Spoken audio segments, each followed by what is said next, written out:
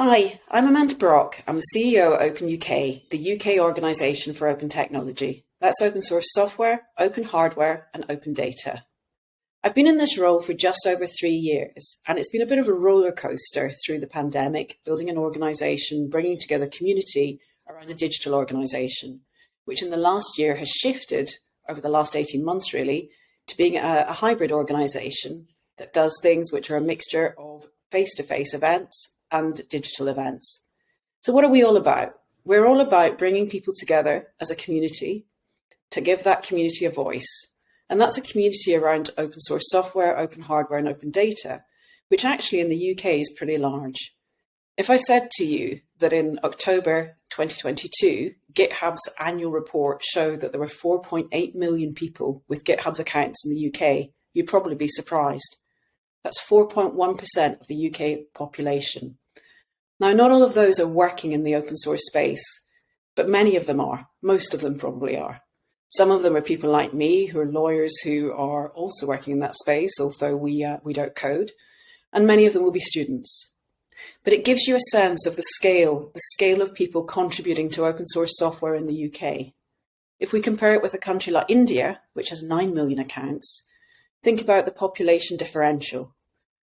We are actually, by number of contributions, by number of people contributing, we are actually, per capita, the biggest contributing country in the world at 4.1%. The US is just behind us and may well take over, but that's not a bad thing. So Open UK is about bringing together this vast community, this leadership community that exists in the UK around open source software, hardware and data, although our exhibition is purely focused on software, and bringing them together to give them a voice. We do that through things like awards, through honour ceremonies, through events like our first State of OpenCon, which is taking place on the 7th and 8th of February in London. That voice is then used to have impact, and the impact we have is to influence laws and policies to make the UK a great place to do open in. And we do a third thing. We have 3 pillars, you see: community, legal and policy, and learning. The third thing we do is build skills.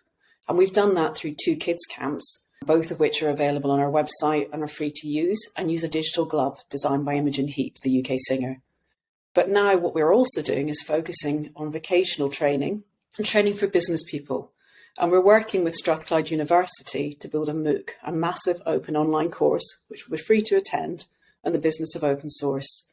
And that will incorporate a lot of content that comes from our first conference on the 7th and 8th of February, from both the entrepreneurship room and the security room.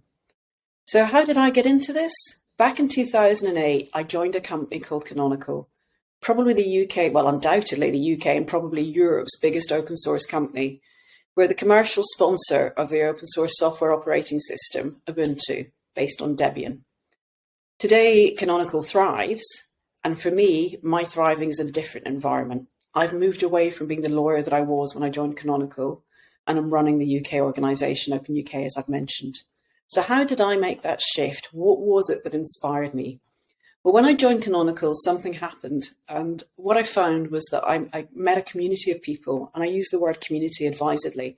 I met a community of people who contributed, and they contributed to software, and they contributed to it to make software something different, to make software something that was accessible, that built collective equity, and that built a fairer world. It was a complete surprise to me. It's not why I joined Canonical, but I absolutely fell in love with the values that those people had and the intention and the goals that they were working towards. Back in 2008, it was very niche. It was something that was seen as a fringe. Today, open source software is undoubtedly the majority of software produced. Now, that future that we could all have based on open source software, where technology is more equitable for all, is something that is a teeter-totter at the balance point of a seesaw. People today will tell you that open source software has won, and it undoubtedly has. It is the majority of code that's created. But there are risks, and there are risks that we will go full circle if people don't take the time to understand what open source software is all about and how to implement and use it well, how to respect its licensing, how to ensure they have good governance and good practices that allow it to be secure and well maintained. And that's a lot of the work we do at Open UK. We do a lot of policy work where we try to teach people how they can do these things and help them find the right resources. So for me, being part of this movement has been part of a family. We have our ups and downs and we have our fallings out.